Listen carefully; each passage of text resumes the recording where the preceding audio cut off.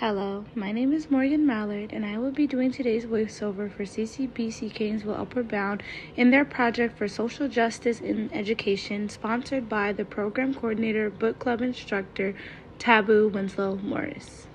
The main focus for this project was for students who participate in CCBC Catonsville Upward Bound to provide impact for positive change inside of Baltimore County schools, to which some of our scholars attend.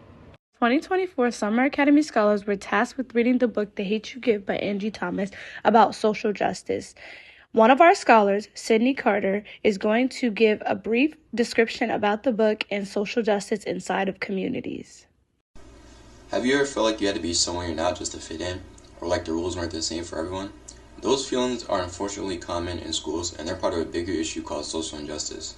Today, I want to talk about a book that really dives into this issue, The Hate You Give by Angie Thomas. It's about a 6-year-old girl named Star Carter who lives in two worlds, a tough neighborhood and a fancy prep school. Star's life takes a dramatic turn when she witnesses her childhood best friend, Khalil, get killed by a police officer. This event forces her to confront the harsh realities of racism and injustice that are deeply rooted in her community. The book does an amazing job of showing those challenges faced by young people, especially those from marginalized communities. Star's experiences in school, where she feels pressure to code switch and hide parts of herself, are unfortunately relatable for many students. It highlights the systemic racism often found in schools, from unequal resources to lack of representation. The Hate You Give is a powerful story that makes us think about the world around us. It encourages us to question why things are the way they are and to stand up for what's right. Star's journey to finding her voice and speaking out against injustice is inspiring. It shows us that even one person can make a difference. By reading this book, we can better understand the experiences of others and work to create a more just and equitable school environment. Thank you. Social justice in education, representing Baltimore County schools for Upward Bound Catonsville.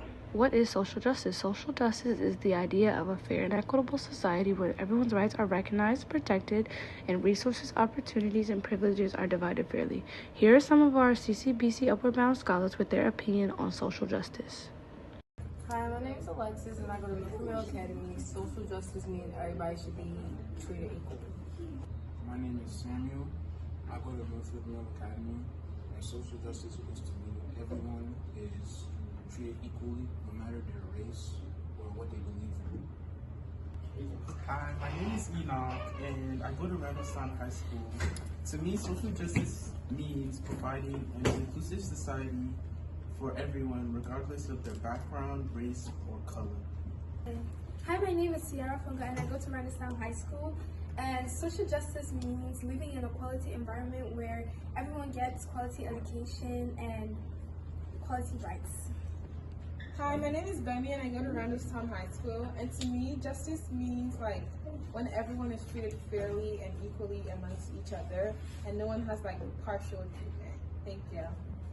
My name is Ashanti. I go to Woodlawn High School, and I'm 11th grade. And what I think social justice means to me is treating people fairly and equally, no matter what color they are. My name is Tyler Brown. I go to Milford Milk, and social justice means, to me, it means when you get treated fairly equally, it don't matter. It's your race or skin color. The first school on our list we will be discussing is Lansdowne High School, with their minority demographics being 2 or more races taking up 5.5%, Asians taking up 5.3%, and American Indian taking up 1.2%.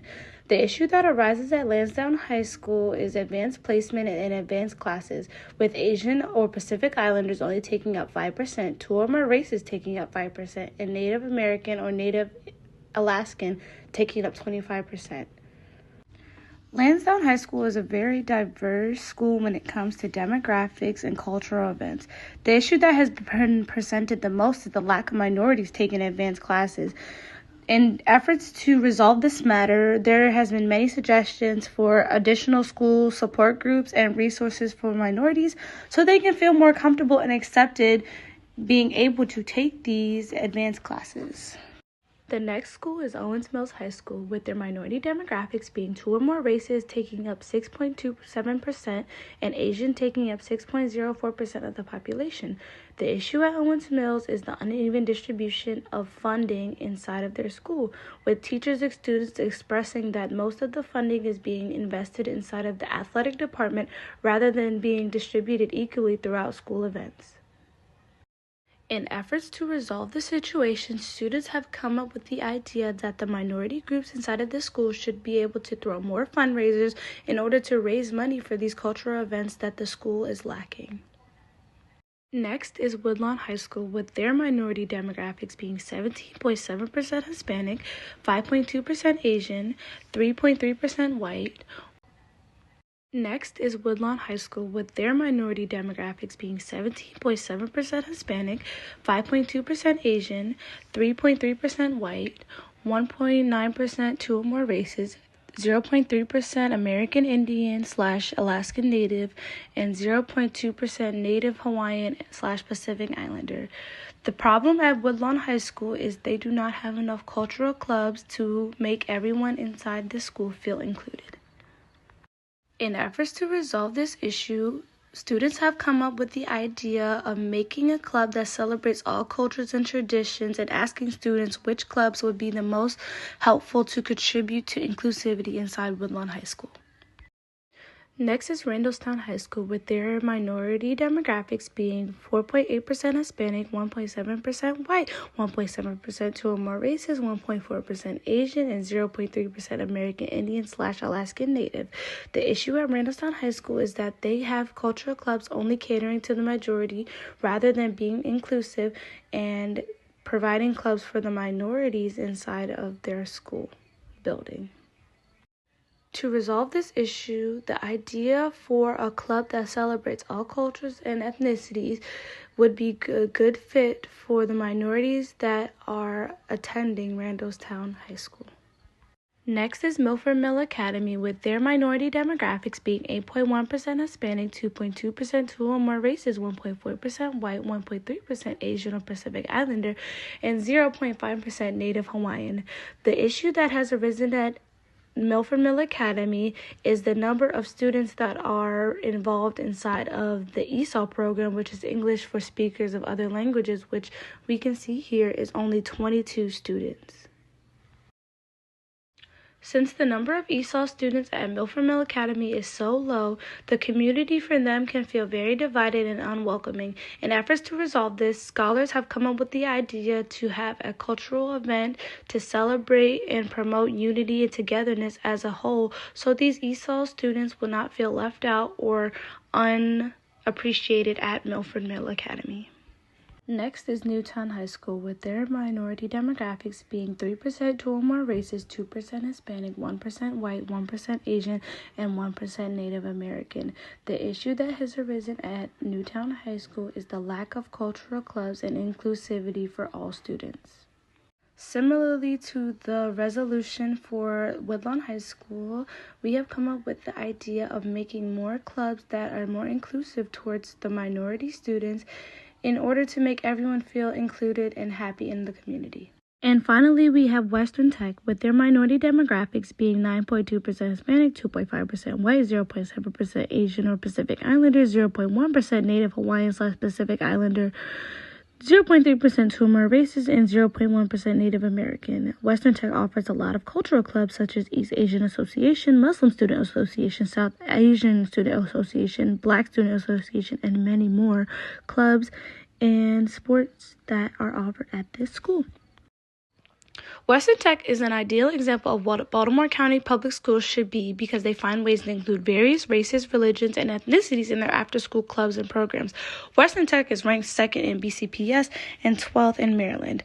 Other schools should take Western as inspiration because students at this school feel more included and like they are part of the Western family.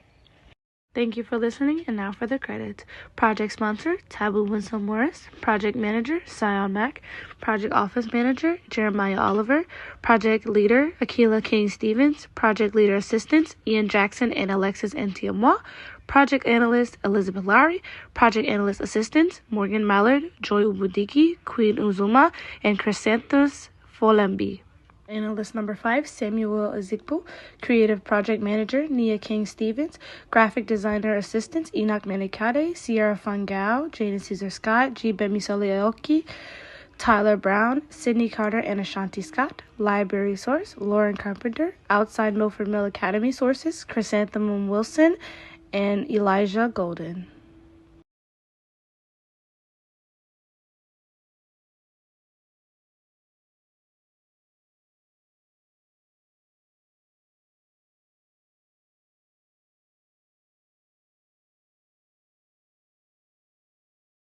Finally, here are the sources that were used in today's presentation.